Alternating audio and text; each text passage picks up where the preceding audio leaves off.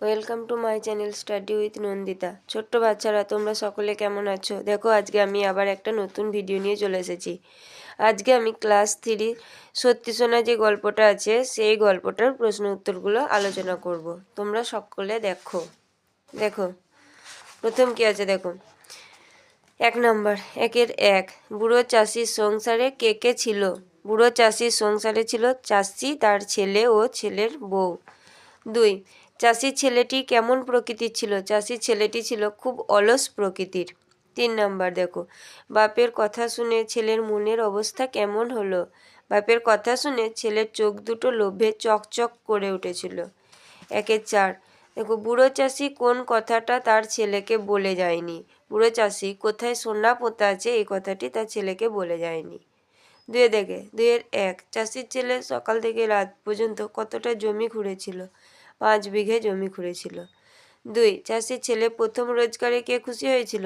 চাষির ছেলের প্রথম রোজগারে তার ছেলের বউই খুশি হয়েছিল। 3 দেখো, গল্পে কোদাল দিয়ে মাটি খোঁড়ার কথা বলা আছে। আর কি কি জিনিস দিয়ে মাটি খোঁড়া যায় তোমার জানা আছে? আমরা দেখো জানি আর কি কি দিয়ে মাটি খোঁড়া যায়। নাঙল আছে, শাবল আছে, ইত্যাদি আছে। আরও অনেক কিছু আছে, তো আমি এখানে দুটোই লিখেছি। 3 চাষির ছেলের চোখ দুটো লোভে ড্যাশ করে উঠেছিল। চকচক, ঝকঝক, ঝকমক, ঝিকমিক, চকচক করে উঠেছিল। 3 চাষির ছেলের বউ কি ছিল? খুব চালাক, সরল, বোকা না বুদ্ধিমতী? চাষির ছেলের বউ ছিল খুব বুদ্ধিমতী। 3, বউ বলেছিল, সোনা যদি পাও তবে আমাদের, তোমার, মজুদের না আমার কপাল ফিরে যাবে? এটা হবে আমাদের কপাল ফিরে যাবে। 4, চাষির ছেলে ফসল কাটার পর তা কম পয়সায় দোকানে, হাটে না বাজারে বিক্রি করেছিল? হাটে।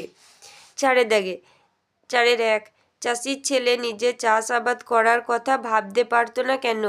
কারণ কি, সে খুব অলস প্রকৃতির ছিল, তাই কখনোই চাষাবাদ করার কথা ভাবতই না। 4 শেষ পর্যন্ত চাষির ছেলের মাঠে কাজ করতে যাওয়ার কারণ কি ছিল? কারণ সোনা লোভেই সে মাঠে কাজ করতে গিয়েছিল। যেহেতু তার বাবা বলেছিল মাঠে সোনা পোতা আছে, তাই সে মাঠে কাজ করতে গিয়েছিল। দেখো 4 চাষির ছেলের বউ কোন সময়কে বীজ বোনার উপযুক্ত সময় বলেছে? চাষির ছেলের বউ বর্ষার ঠিক আগের সময়কে বীজ বোনার উপযুক্ত সময় বলেছে।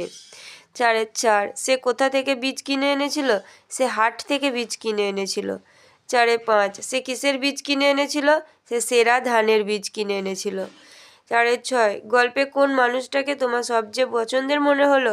গল্পে চাষির ছেলের বউকে পছন্দ হয়েছিল, কারণ সে খুব বুদ্ধিমতী ছিল।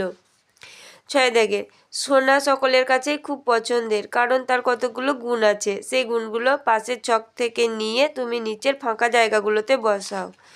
দেখো, সব গুণগুলোই সোনার, এগুলো দিয়ে ড্যাশ পূরণ করতে হবে। 6 পিতলের থালাটা সোনার মতোই ড্যাশ, সোনার মতোই চকচকে। 2, পাকা ধান সোনার মতোই ড্যাশ, এটা হবে ঝলমলে।